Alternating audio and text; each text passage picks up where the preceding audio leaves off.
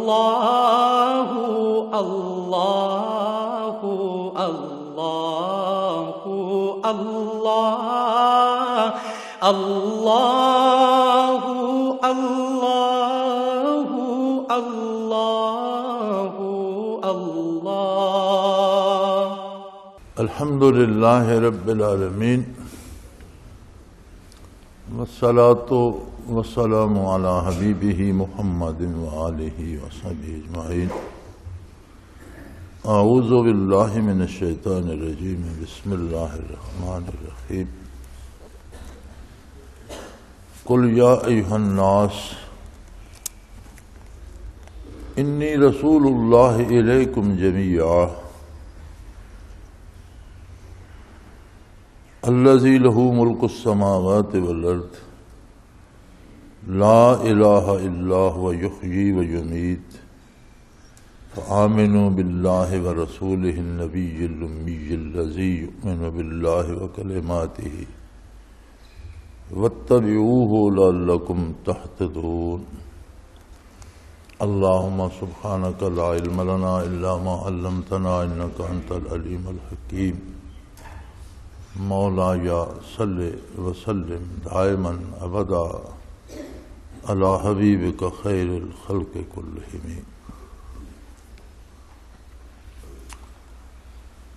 ارشاد فرمایا میرے حبیب عالم انسانیت سے فرما دیجئے، ایھا الناس، اے اولاد آدم، اے عالم انسانیت، انی رسول اللہ علیکم جمیعا، میں تم سب کے لیے اللہ کا رسول ہوں۔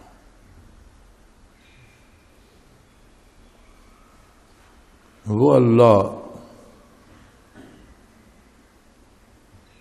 جس کی حکومت، قبضہ و اختیار آسمان و زمین ساری کائنات پر ہے، جو حاکم ہے حقیقی معنوں میں، اور جس کے علاوہ کوئی دوسرا لائق عبادت نہیں ہے۔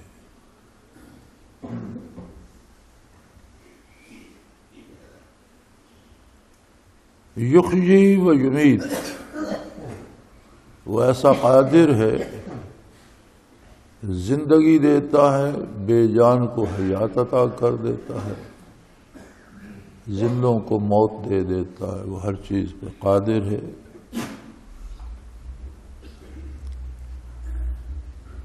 اب تمہارے لیے صحیح راستہ صرف ایک ہے، فآمنوا باللہ،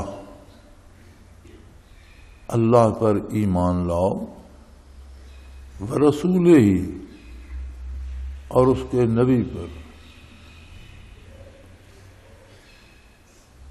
نبی الامی، اس کا وہ رسول جس کا دنیا کا کوئی انسان، روئے زمین کی کوئی مخلوق استاد نہیں ہے، جس نے کسی اللہ کے سوا کسی سے سیکھا نہیں ہے، اور اس کی شان یہ ہے کہ وہ خود بھی اللہ پہ غیر متزلزل یقین رکھتا ہے، اور اس کے احکام پر بھی۔ واتبعوہ، اپنے پیارے نبی کا اتباع کرو، اطاعت کرو، ان کے پیچھے چلنا شروع کرو، لعلکم تہتدون، تاکہ تم صحیح راستہ پا سکو۔ قرآن حکیم کا یہ اعجاز ہے کہ دو عالم کے حقائق چند حروف میں آشکارا کر دیتا ہے، اور ہر آیت اپنے طور پر پوری انسانی زندگی کی رہنمائی کے لیے کافی۔ یہ 30 پارے یا 6666 آیات، یہ محض اللہ کا احسان ہے کہ اس نے اپنے کلام سے نوع انسانی کو نوازا، ورنہ صرف ایک آیت بھی نازل ہوتی، کوئی ایک آیت بھی، تو انسانی زندگی کے رہنمائی کے لیے کافی تھی، کیونکہ ہر آیت دعوت دیتی ہے اتباع رسالت کی۔ اور رسول اللہ صلی اللہ علیہ وآلہ وسلم وہ ہستی ہیں کہ جن کا ارشاد یا اللہ کا ارشاد ہے، قرآن ہے، اور یا حدیث ہے۔ حدیث بھی اللہ ہی کا حکم ہے، اللہ ہی کا ارشاد ہے۔ حدیث اور قرآن میں فرق یہ ہے کہ قرآن بعین ہی الفاظ بھی اللہ کے ہیں، اور حدیث میں الفاظ رسول اللہ صلی اللہ علیہ وسلم کے ہیں، مفہوم وہی ہے جو اللہ نے آپ پر وحی کیا۔ حدیث بھی وہی ہے، قرآن بھی وہی ہے۔ قرآن کو وحی مطلب کہتے ہیں، حدیث وحی غیر مطلب ہے۔ حدیث کا انکار ویسا ہی انکار ہے جیسا قرآن کریم کا انکار۔ ما ینطق عن الہویٰ، میرا حبیب کبھی اپنی مرضی، اپنی پسند، اپنی خواہش پر ارشاد نہیں فرماتا۔ ان ہوا الا وحی یوحیٰ، جب تک ان پر اللہ کی طرف سے وحی نہیں آتی، کوئی امر، کوئی نئی، کوئی طریقے حیات، کوئی عقیدہ، کوئی دینی معاملات کا کوئی شعبہ، فرض، واجب، سنت، مستحبات تک اپنی پسند سے نہیں فرماتا۔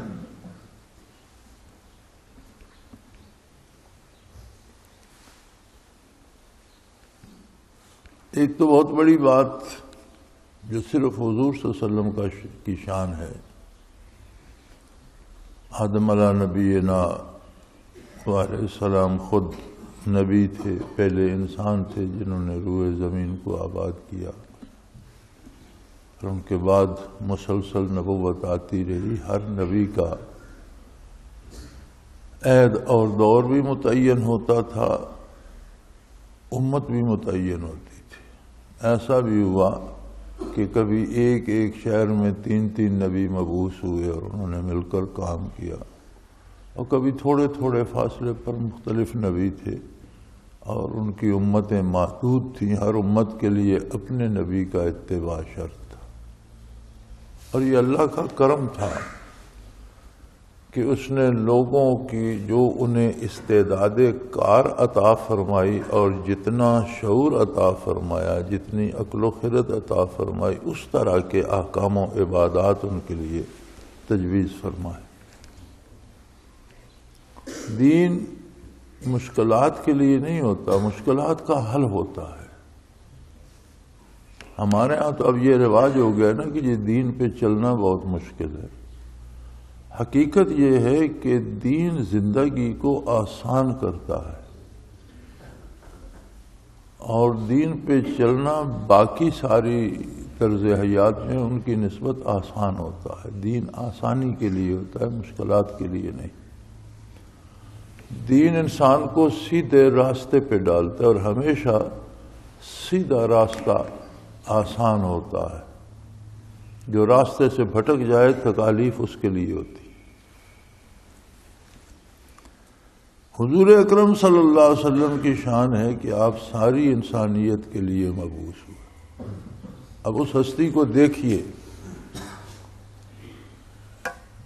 کہ جس ہستی کا بات کرنا بھی قیامت تک کے لیے دین بن جائے، جس ہستی کا کام کرنا بھی قیامت تک کے لیے دین بن جائے، جس ہستی کا اٹھنا بیٹھنا قیامت تک کے لیے دین بن جائے، جس ہستی کی صلح اور جنگ قیامت کے لیے دین، قیامت تک کے لیے دین بن جائے، جس کا کاروبار کرنا، خرید و فروخت، یعنی زندگی کے سارے اعمال، ساری خوشیاں، سارے دکھ، سب کچھ ایسا بن جائے کہ وہ قیامت تک کے لیے نمونہ بنتا جائے، سنگ میل بنتا جائے، اور قیامت تک کی انسانیت پر اس کی پیروی لازم ہو جائے، اس ہستی کی اپنی زندگی کیسی ہو؟ جس کا کوئی لمحہ ایسا نہیں کہ وہ اپنی خواہش سے بسر کرے، ہر لمحہ اللہ کی رضا کا مظہر ہے۔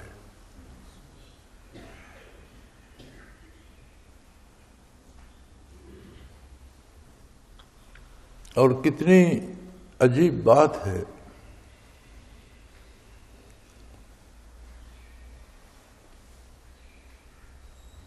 کہ قرآن کریم جستہ جستہ نازل ہوا 23 برسوں میں۔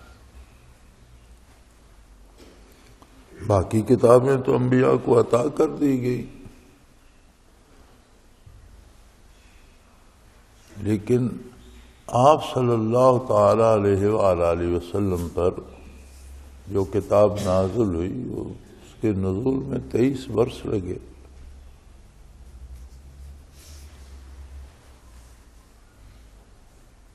اللہ کریم نے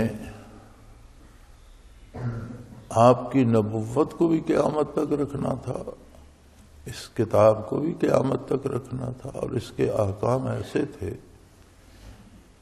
کہ جو اس عہد میں بھی روئے زمین پر جس موسم، جس حال، جس ماحول میں انسانیت و رہنمائی کرے، اور پھر صدیاں بدلتی جائیں، زمانے گزرتے جائیں، ماحول بدلتے جائیں، لوگوں کا رہن سہن بدلتا جائے، سب کچھ بدلے، لیکن اس کے احکام نہ بدلے۔ ہر ماحول، ہر حال میں رہنمائی کرے اور صحیح رہنمائی کرے۔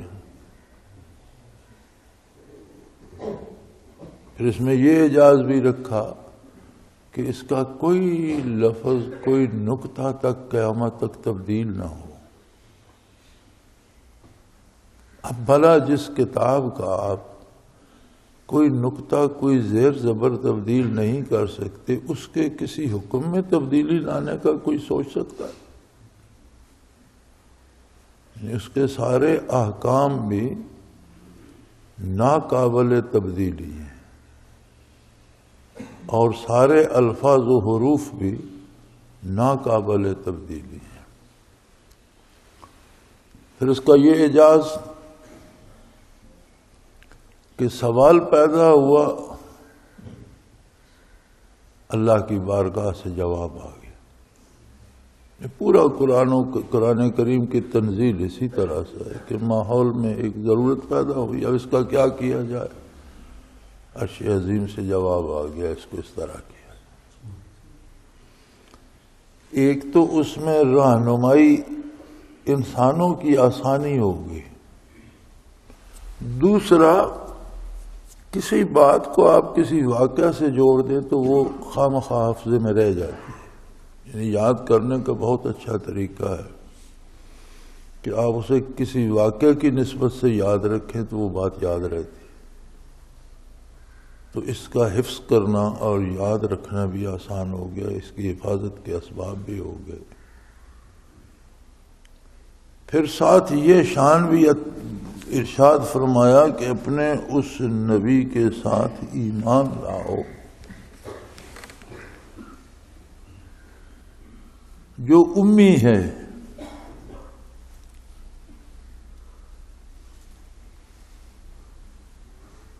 یہاں ہمارے ہاں کبھی تو امی کا ترجمے میں بھی امی ہی کر دیتے ہیں، اور کبھی ان پڑھ لکھ دیتے ہیں، جو لکھنا پڑھنا نہیں جانتا۔ لیکن جو میں سمجھتا ہوں وہ یہ ہے کہ قرآن حکیم کے مفہوم کو ہمارا یہ ترجمہ ادا نہیں کرتا۔ امی سے مراد یہ ہے کہ جس نے نوع انسانی کے کسی بڑے سے بڑے فاضل سے کوئی لفظ، کوئی ترجمہ، کوئی طریقہ نہیں سیکھا، جسے ہم علم کہتے ہیں یا لکھا پڑھا بندہ کہتے ہیں یا عالم کہتے ہیں یا لکھنا پڑھنا جانتا ہے، اس کے بارے اس کے اساتذہ کی بھی ایک اتنی لمبی فہرست ہوتی ہے، اور جسے بہت بڑا عالم سمجھا جاتا ہے اس کے اساتذہ میں بھی بہت بڑے بڑے نام آتے ہیں۔ اس کے باوجود ہمیں ان کی رائے سے اختلاف بھی ہوتا ہے بعض اوقات جزیات میں اختلاف ہوتا ہے، اور بعض اوقات ہم کہتے ہیں کہ انہیں ساری ہی غلطی لگی، اس کا مفہوم یہ نہیں تھا، یہ تھا۔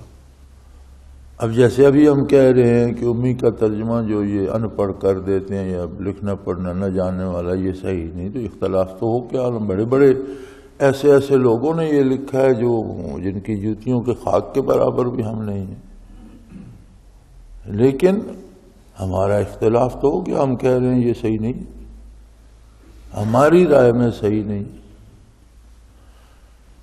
تو جو میں نے سمجھا وہ یہ ہے کہ یہ ایک عجیب شان ہے حضور صلی اللہ علیہ وسلم کی کہ روئے زمین پر بسنے والی مخلوق سے یا انسانوں سے یا اعلیٰ ترین علماء سے یا فلاسفہ سے یا مورخین سے کسی سے کوئی لفظ نہیں سیکھا نبی کریم صلی اللہ علیہ وسلم۔ اس کے باوجود زندگی کے ہر سوال کا جواب دیا، اور ایسا جواب دیا جو اکیلا سچ ہے، جس میں شبہ کی گنجائش نہیں۔ یعنی امی ہونا بہت بڑی عظمت کی دلیل ہے کہ جو بھی دنیا میں دوسروں کو سکھاتا ہے پہلے کسی سے سیکھتا ہے۔ پھر ایک عجیب بات ہے کہ جو کچھ استاد سکھاتا ہے بہت کم شاگرد ہوتے ہیں جو کما حق ہو ویسا ہی سیکھتے ہیں۔ ابھی میں بیان کر رہا ہوں، ہر ساتھی اپنی استعداد کے مطابق سمجھ رہا ہے، اور ہو سکتا ہے بہت سے ایسے ہوں جو سمجھ صحیح لیں، لیکن انہیں اگر آپ بعد میں پوچھیں کہ کیا کہا گیا تھا تو شاید وہ بیان نہ کر سکیں۔ بعض ایسے ہوں گے جو بیان کریں گے تو اس کا مفہوم وہ نہیں ہوگا جو میں کہہ رہا ہوں، شاید ان کے الفاظ بدل جائیں اور اس کا مفہوم ہی بدل جائے۔ تو ہر سیکھنے والا کما حق ہو اس کا حق ادا نہیں کر سکتا، لیکن یہ عجیب ہستی ہے، عجیب شان ہے اس کی کہ اس نے جو سیکھا اللہ سے سیکھا، جو پایا رب العالمین سے پایا۔ اب جو رب العالمین سے انبیاء کو عطا ہوتا ہے اس میں غلطی کا امکان نہیں ہوتا، نہ سمجھنے میں اور نہ آگے بیان کرنے میں، یہ کمال ہے۔ یعنی نبی کا کمال یہ ہوتا ہے، نبی کو وہ قوت دی جاتی ہے جو صرف نبی کی شان ہے، کوئی غیر نبی کتنے بڑے مرتبے کا ہو۔ علماء اہل حق اس بات پہ متفق ہیں کہ تمام انبیاء آدم علیہ نبینا علیہ الصلوۃ والسلام سے لے کر حضور اکرم صلی اللہ علیہ وسلم تک جتنے نبی اور رسول گزرے ہیں، ان کے علاوہ باقی جتنی مخلوق گزری ہے، پہلی امتیں، صحابہ، علماء، فضلاء، ان سب پر فضیلت ہے ابو بکر صدیق رضی اللہ تعالیٰ عنہ، افضل البشر بعد الانبیاء۔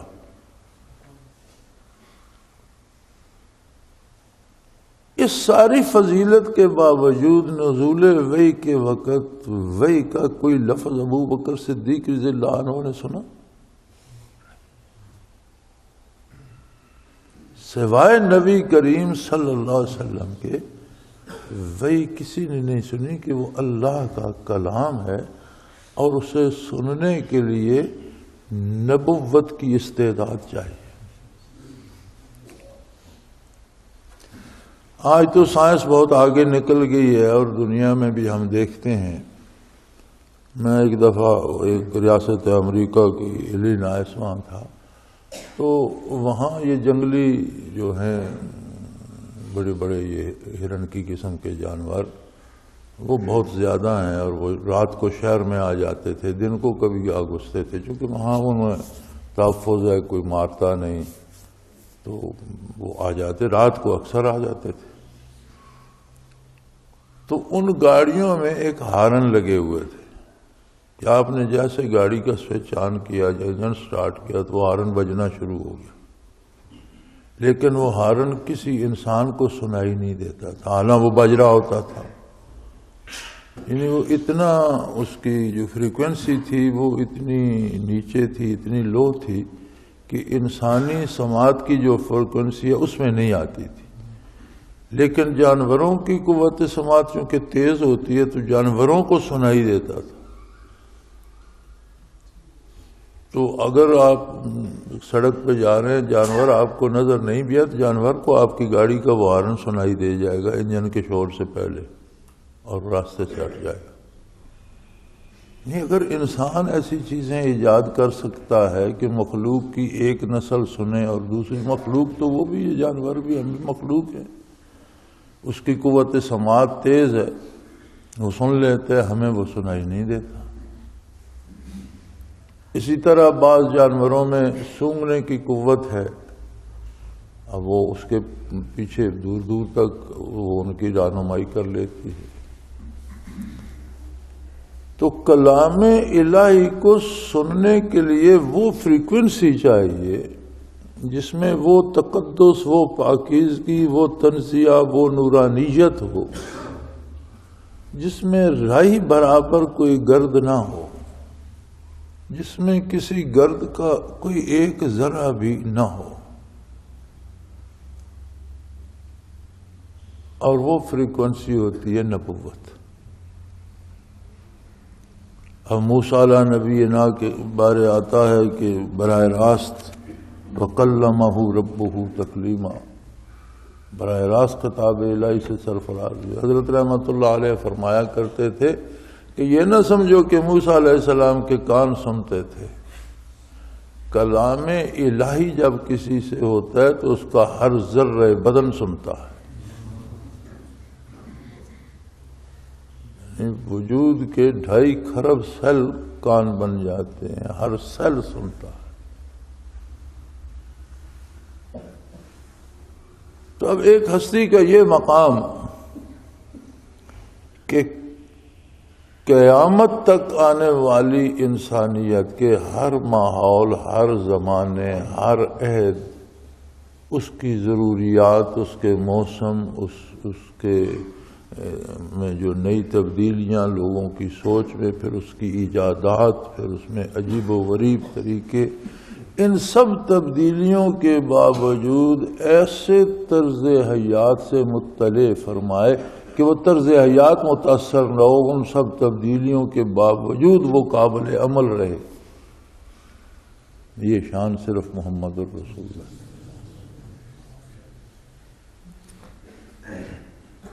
اور پھر آپ کی شان ہے کہ آپ امی ہیں. امی سے مراد ہے کہ اللہ کے سوا کسی سے کوئی لفظ حضور نے نہیں سیکھا.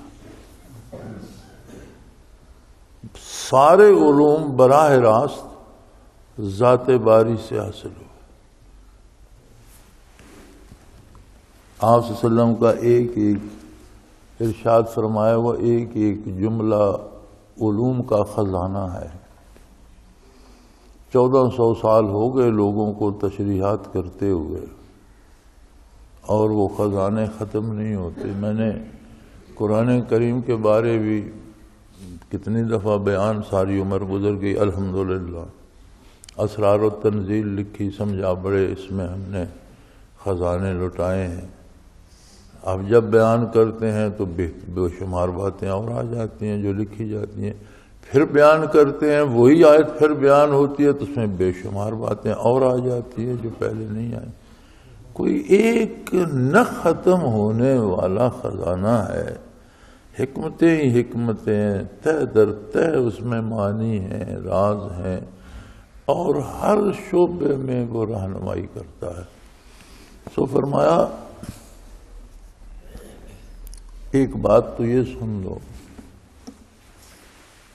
کہ محمد الرسول اللہ صلی اللہ علیہ وسلم اعلان فرما رہے ہیں کہ اے لوگو، تم جہاں کہیں ہو، جیسے بھی ہو، جس زمانے میں بھی ہو، شمع محفل میں میں رسول ہوں تمہارے لیے، سارے زمانوں میں، ساری انسانیت کے.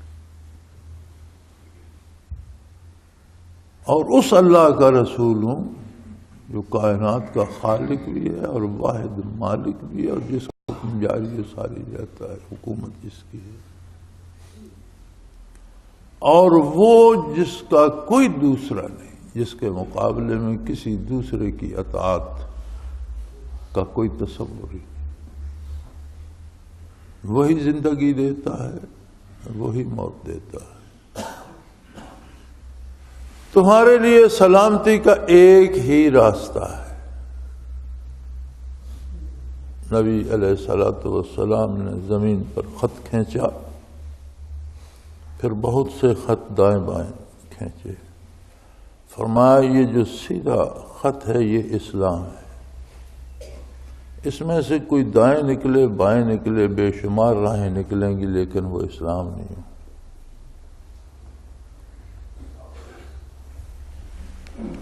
تمہارے لیے صرف ایک راستہ ہے، آمنو باللہ، اللہ پر ایمان لاؤ، اور اللہ پر ایمان تب نصیب ہوگا جب اس کے رسول پر ایمان لاؤ۔ اللہ کے اللہ ہونے کی، واحد لا شریک ہونے کی ہمارے پاس دلیل کیا ہے؟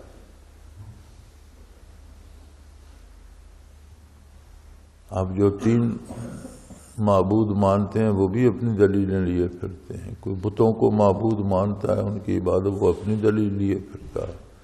ان سب کے درمیان ہمارے پاس کون سی حتمی دلیل ہے کہ اللہ واحد لا شریک ہے؟ ایک محمد الرسول اللہ صلی اللہ علیہ وسلم نے بتایا اللہ واحد لا شریک ہے۔ اللہ کے رسول کو رسول مانو گے صلی اللہ علیہ وسلم تو اللہ کی توحید پہ ایمان نصیب ہوگا۔ اور اس کی رسالت کی شان یہ ہے کہ اس نے دنیا سے کسی سے کچھ نہیں سیکھا اور ساری دنیا کو سب کچھ سکھایا۔ امی کا معنی یہ ہے کہ اس نے اللہ کے علاوہ کسی سے کچھ نہیں سیکھا، اور قیامت تک آنے والی ساری مخلوق کو سب کچھ اسی نے سکھایا۔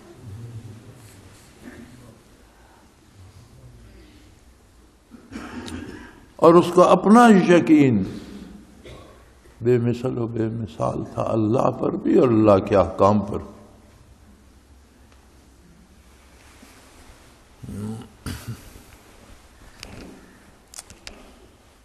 یہاں سے یہ بات بھی سمجھ آتی ہے کہ جو دوسروں کو سکھانا چاہتا ہے پہلے اسے اپنے علم پر اعتماد اور یقین بھی ہو، اپنا ایمان سالم ہو، سلامت ہو، تو دوسروں کی رہنمائی کر سکے گا، اور اگر اپنا یقین متزلزل ہوگا تو دوسروں کو بھی لے ڈوبے گا۔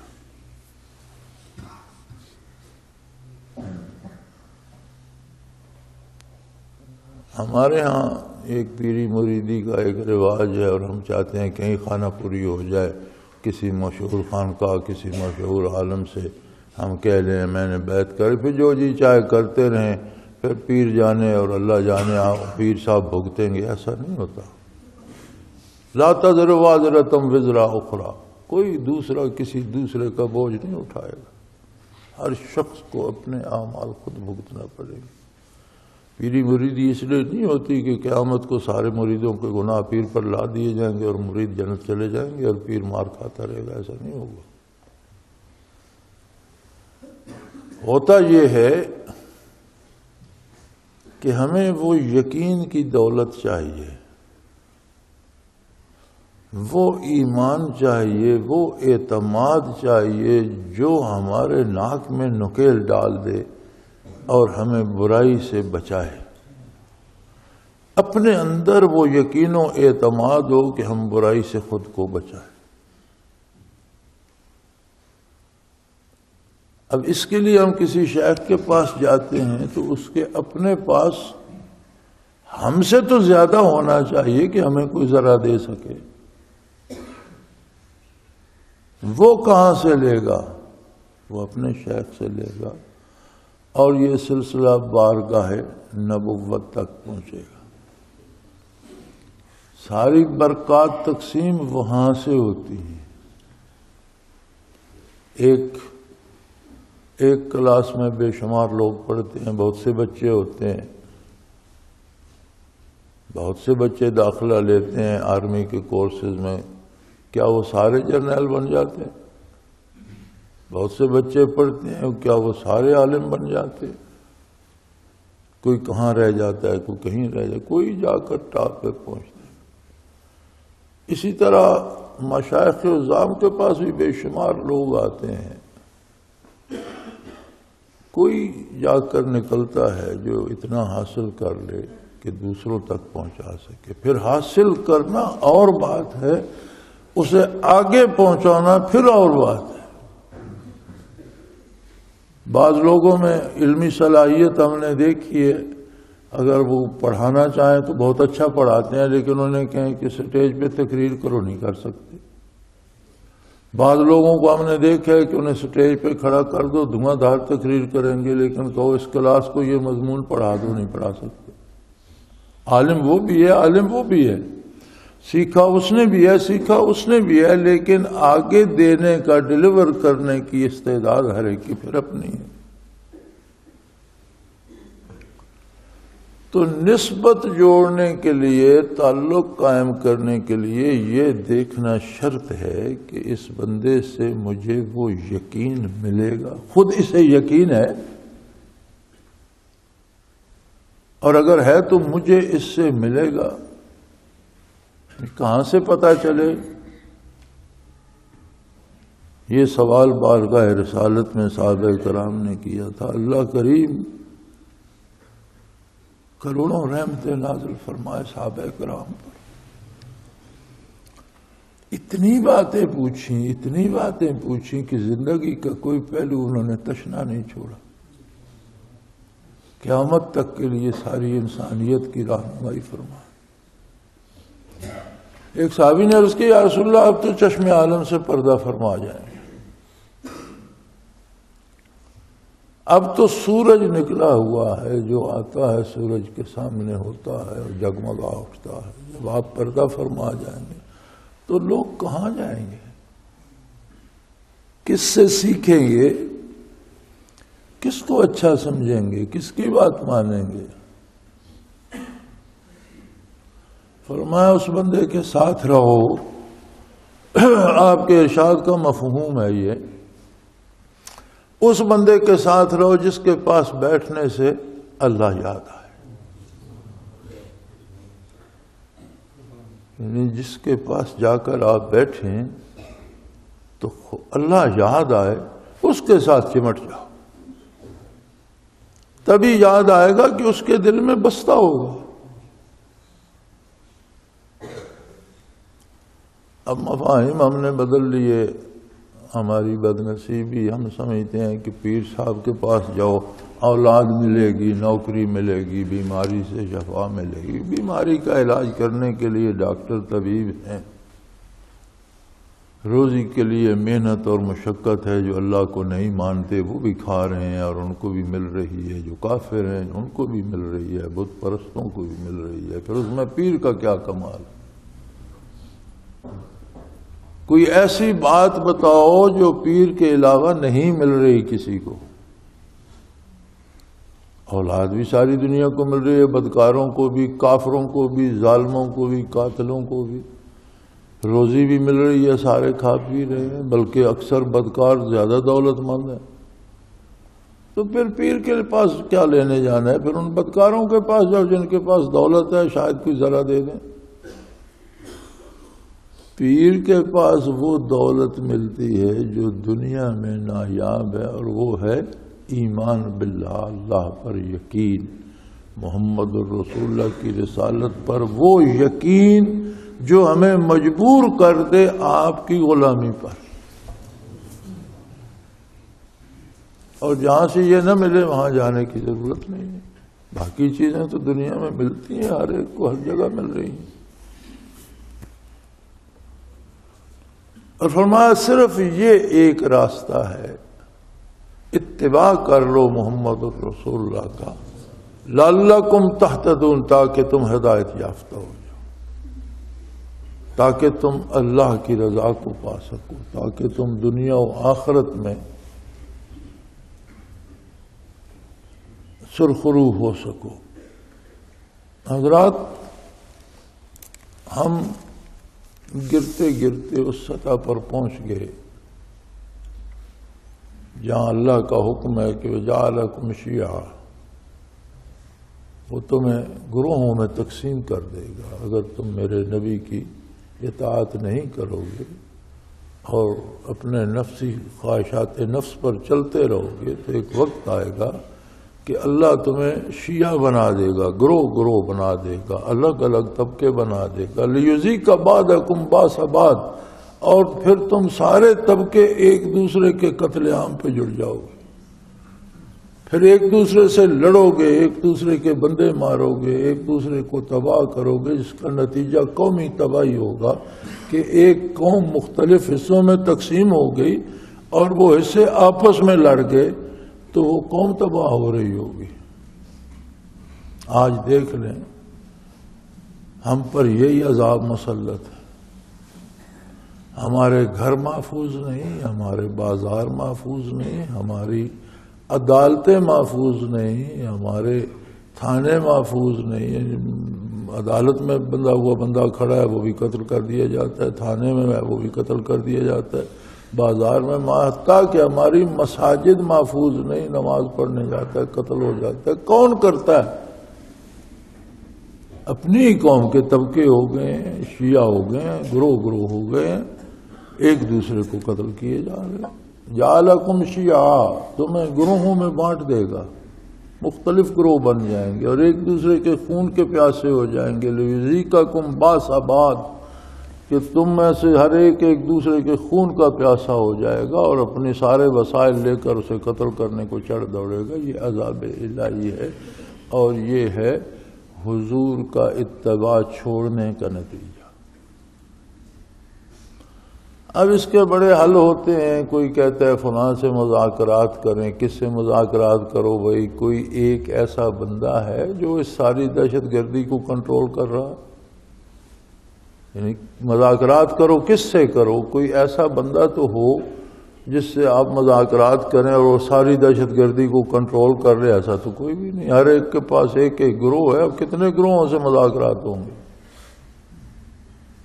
تو سیدھا سا ایک راستہ ہے، وہ ہم کیوں نہیں اختیار کرتے کہ ہم توبہ کریں اور دامن پیغمبر کو تھام لیں، اپنی زندگی کو حضور کے اتباع کے سانچے میں ڈھال لیں۔ اللہ اس عذاب سے ہمیں نجات دے دے۔ عذاب کا علاج توبہ ہوتی ہے، مذاکرات نہیں ہوتا۔ عذاب الہی جب آتا ہے تو اس کا علاج ہوتا ہے کہ اجتماعی طور پر توبہ کی جائے۔ پرسوں میں سن رہا تھا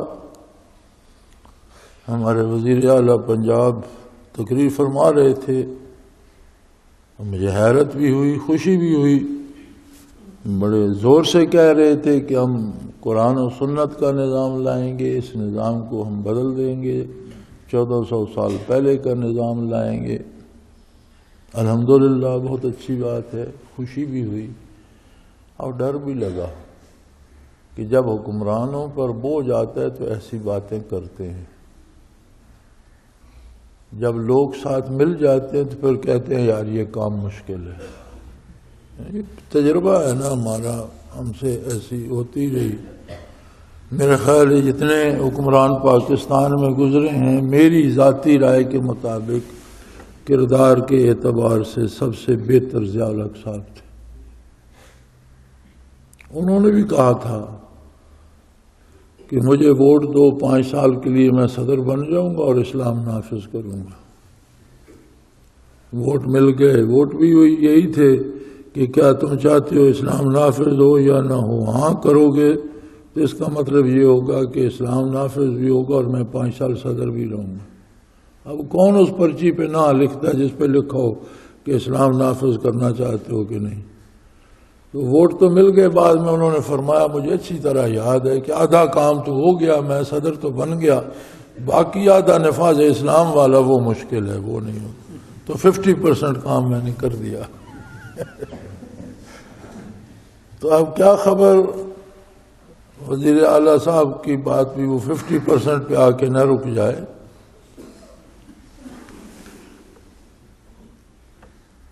اسلام کا ظہور جب ہوا تو دنیا میں کہیں کوئی نہ انصاف تھا، نہ عدالت تھی، نہ امن تھا۔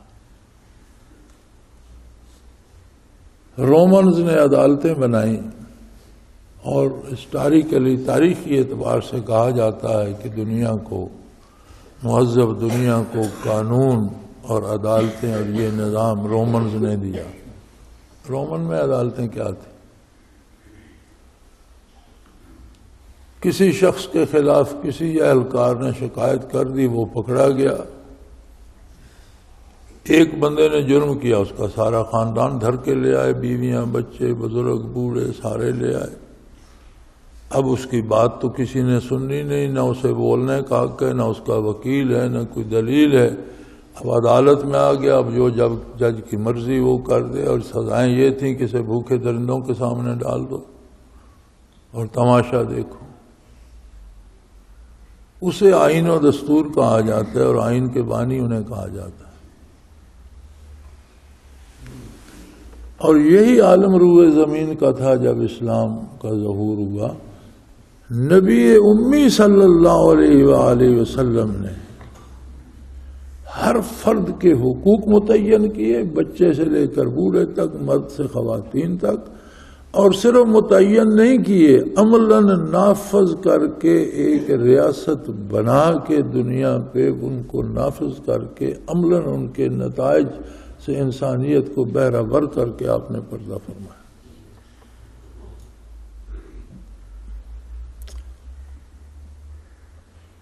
اور بڑے تھوڑے عرصے میں صحابہ کرام رضوان اللہ علیہم اجمعین نے اسے روئے زمین پر پھیلا دیا، اور معلوم دنیا کے 3 حصے فتح کر کے ایک ریاست بنا دی۔ اس کے بعد اقوام مغرب نے یہ دیکھا، ایمان تو وہ نہ لائے، نبی تو انہوں نے نہ مانا، لیکن انہوں نے کہا کوئی بات اس میں ہے کہ اتنی مخلوق جو جسے یہ فتح کرتے ہیں وہ بجائے غلام بننے کے مسلمان بن جاتی ہے، ان کے ساتھ مل جاتی ہے۔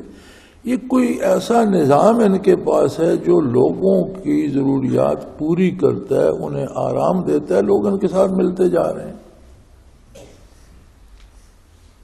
تو نظام اسلام سے خوشہ چینی کر کے انہوں نے اپنے نظام بنائے کہ انسانی حقوق کیا ہیں، بچوں کے کیا ہیں، خواتین کے کیا ہیں، مردوں کے کیا ہیں۔ ہر عمل کے 2 نتیجے ہوتے ہیں، ایک دنیا میں، ایک آخرت میں۔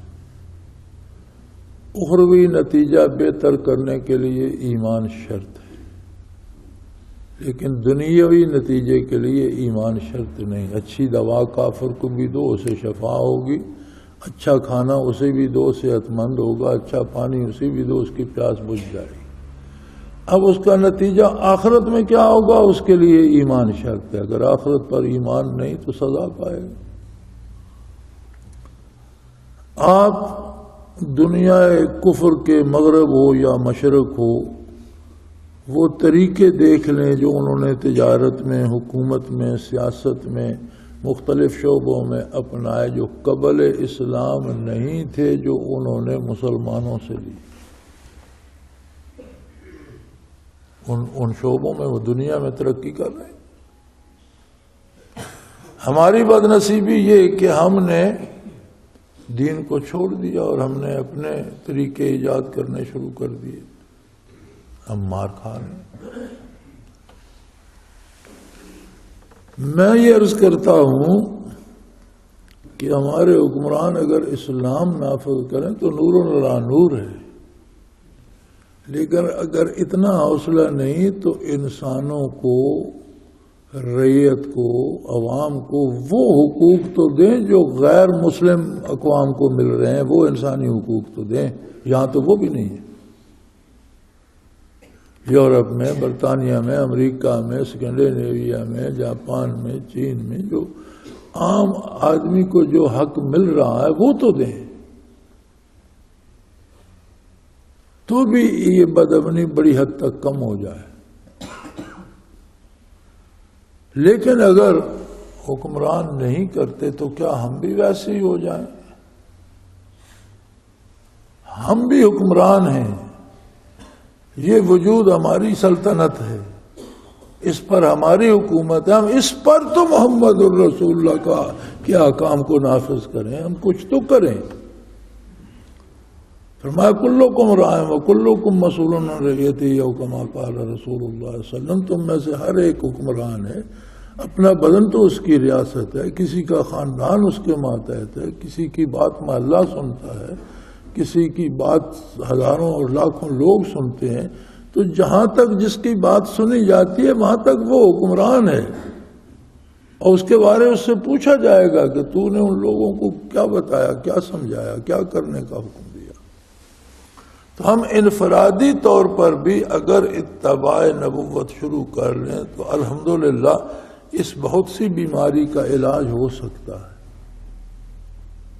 اس کے طفیل بھی کچھ نہ کچھ بہتری ہوگی، کچھ نہ کچھ کمی آئے گی، چونکہ میرے اندازے کے مطابق پاکستان کی آبادی کم و بیش 21 کروڑ کے لگ بھگ ہے، جسے حکمران 16 کروڑ کہتے ہیں، اور یہ ہمارا عجیب ہماری بدقسمتی ہے کہ کبھی حکومت کے پاس شمار ہی پورے نہیں ہوتے، جو پروجیکٹ بنتے ہیں وہ 16 کروڑ کے لیے بنتے ہیں، کھانے والے 21 کروڑ ہوتے ہیں، وہ کوئی بھی سرے نہیں چڑھتا۔ ہمارا جو حکومتی طریقہ ہے خانہ شماری، پھر مردم شماری، بے شمار ایسے خانے ہیں جن تک کوئی جاتا ہی نہیں، جن گھروں کو کوئی گنتا ہی نہیں، بے شمار ایسے لوگ ہیں جن کا کوئی گھر ہے ہی نہیں۔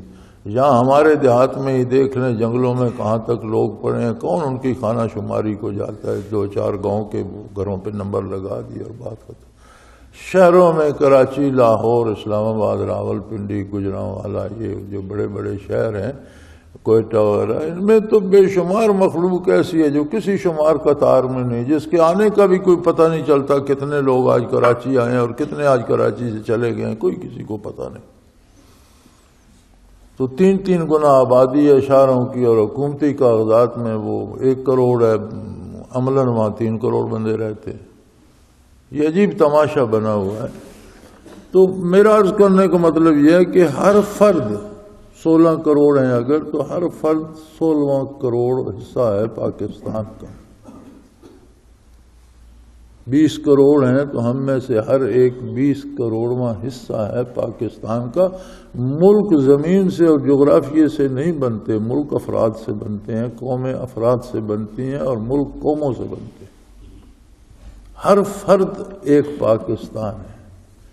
تو یہ پاکستان جو میرے قبضے میں اللہ کریم نے دے رکھا ہے، میں اس پر تو اسلام نافذ کروں۔ جب دوسروں کو کہتا ہوں کہ سب پر کرو تو میں خود اس پر تو کروں، اور مجھے یہ یقین تو نصیب ہو کہ میرا رزق اللہ کے پاس ہے، میرے ذمے جائز محنت کرنا ہے۔ حصول رزق کے لیے محنت کرنا سنت ہے، حکم ہے، فرض ہے۔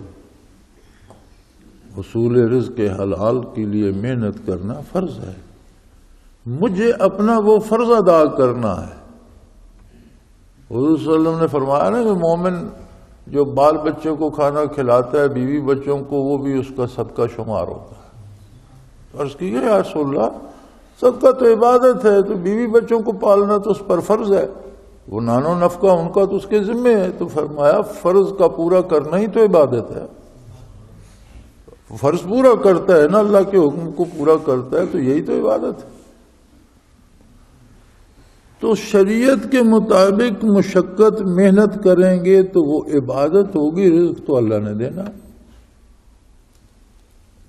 تعلقات کو بہتر رکھنا، ایک دوسرے کی خیر خواہی کرنا، اپنے علاوہ دوسروں کا بھلا چاہنا، یہ ساری وہ باتیں ہیں جو ہم میں سے ہر ایک کر سکتا ہے، اور ہر فرد ذاتی طور پر تو شروع کرے، اس چھوٹے سے حصے کو تو اسلامی ریاست بنا دے۔ اللہ کرے یہ بڑھتے بڑھتے سارے ملک کی اصلاح ہو جائے۔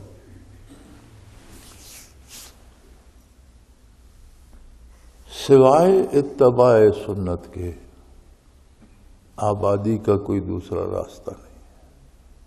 یہ جن اقوام مغرب کی میں نے بات کی ہے نا، ان کو بھی دیکھ لو، جہاں جہاں انہوں نے اللہ کے دین کو چھوڑا ہے عملی زندگی میں، ایمان تو انہیں نصیب نہیں، عملی زندگی میں جو اپنایا موج کر رہے ہیں، جہاں جہاں چھوڑا ہے، مثلا انہوں نے سودی نظام کو نہیں بدلا، آج بھی لندن میں بھی، نیو یارک میں بھی، باقی ممالک میں بھی، ہر شہر میں اتنے لوگ ہیں جو فٹ پاتھوں پہ اور پلوں کے نیچے رات بسر کرتے، امیر امیر تر ہو گئے، غریب غریب تر ہو گئے۔ مرد و عورت کے تعلقات کے بارے میں انہوں نے اسلام کا اتباع نہیں کیا۔ آج باپ بیٹی کو اور بھائی بہن کو برائی سے نہیں روک سکتا، آج وہ تنگ ہیں اپنے اس سے اور اس سے واپس نہیں آ سکتے۔ اسی طرح مسکرات کے معاملے میں انہوں نے اتباع نہیں کیا، اس سے خود بیزار ہیں، تنگ ہیں، پریشان ہیں۔ جہاں جہاں انہوں نے اسلام سے ہٹ کر رہا، وہاں وہ بھی ذلیل و خوار ہے، ان کی معیشت بھی بیٹھ رہی ہے، اسی سود کی وجہ سے تباہ ہو رہے ہیں، بڑے بڑے ممالک ڈوب رہے ہیں۔ تو حتمی راستہ نبی امی صلی اللہ علیہ وسلم کا بتایا ہوا ہے۔ میرے بھائی محنت کرو، مجاہدہ کرو۔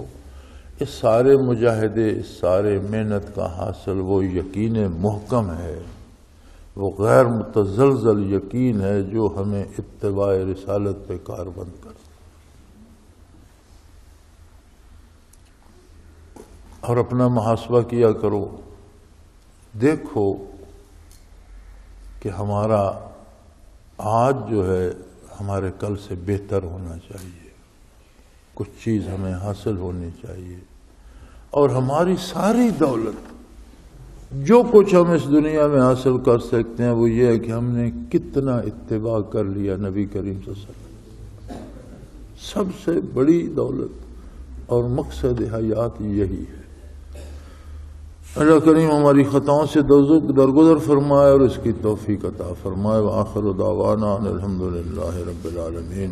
اللہ اللہ اللہ اللہ اللہ اللہ اللہ اللہ۔ حضرت امیر محمد اکرم آوان مد ظلہ العالی دارالعرفان منارہ ضلع چکوال میں سالہ سال سے قرآن و حدیث کے اوپر خطابات کر رہے ہیں اور سلسلہ نقشبندیہ اویسیہ کے مطابق لوگوں کو ذکر الہی کی تربیت دے رہے ہیں۔ وہ قرآن پاک کی تفسیر ترتیب وار بیان کر رہے ہیں۔ تفسیر قرآن کو وہ موجودہ ملکی اور بین الاقوامی حالات کے مطابق بیان کرتے ہیں۔ موٹر وے سے کلر کہار کے انٹرچینج سے نکلتے ہوئے، کلر کہار کی جھیل سے ہوتے ہوئے، میانی، بوچھال اور نور پور سے گزرتے ہوئے دارالعرفان منارہ پہنچ سکتے ہیں۔ حضرت امیر محمد اکرم آوان نے بچیوں اور بچوں کی دینی اور دنیاوی تعلیم کے لیے سقارہ اکیڈمی کے نام سے ایک درسگاہ بھی قائم کی ہے، جس کا افتتاح ملک پاکستان کے صدر جنرل محمد ضیاء الحق نے اپنے دست مبارک سے کیا تھا۔ وہ تمام احباب جو اسلام کی طلب رکھتے ہیں ان سے گزارش ہے کہ دارالعرفان منارہ ضلع چکوال میں امیر محمد اکرم آوان صاحب کے خطابات سے مستفید ہوں۔ وہ ہر جمعے کو نماز سے پہلے بیان فرماتے ہیں۔ ہر ماہ کی پہلی اتوار کو ماہانہ اجتماع ہوتا ہے جس میں آپ خصوصی خطاب فرماتے ہیں اور پاکستان کے چاروں صوبوں سے احباب اس اجتماع میں شرکت کرتے ہیں۔ اس کے علاوہ یہاں سال میں 2 مرکزی اجتماعات بھی ہوتے ہیں، ایک رمضان المبارک میں اعتکاف کا اجتماع اور دوسرا جولائی اور اگست میں 40 دن کا اجتماع ہوتا ہے جس میں روحانی تربیت کی جاتی ہے۔ اپنا خون سیماب دے کر اتنا ہم کر جائیں گے، نام آقا کا چمن میں پھر رقم کر جائیں گے۔